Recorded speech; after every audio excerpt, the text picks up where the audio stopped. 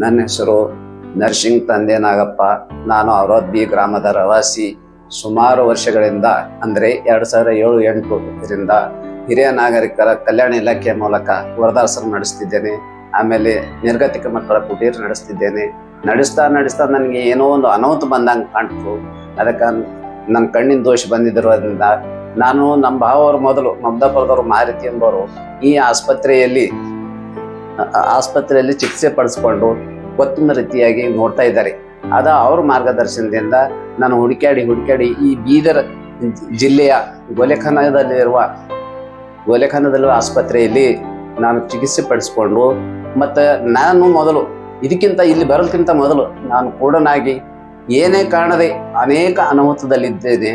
ಆದರೆ ಇಲ್ಲಿ ನಾನು ದಿನಾಂಕ 16/4/24 ಆಪರೇಷನ್ ಮಾಡಿಸಿಕೊಂಡು 17ನೇ ದಿನದಿಂದ ನಾನು ಹೊಸ ಪ್ರಪಂಚ ಕಂಡಿನಂದು ಈ ಆಸ್ಪತ್ರೆಗೆ ಸುಮಾರು ಜನರು ಬಂದು ತಮ್ಮ ಜೀವನವನ್ನು ಪುನರುಚ್ಚಾರಣಗೊಳಿಸುತ್ತಿದ್ದಾರೆ.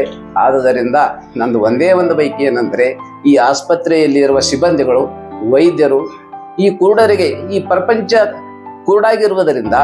ಕೂಡಾಗಿ ಕಂಡಿದ್ದರಿಂದ ಇವರು ಪುನರ್ಜೀವನಗೊಳಿಸಿ ಪ್ರಪಂಚದಲ್ಲಿರುವ ಎಲ್ಲ ಸೌಂದರ್ಯವನ್ನು ತೋರಿಸುತ್ತಲಿದ್ದಾರೆ.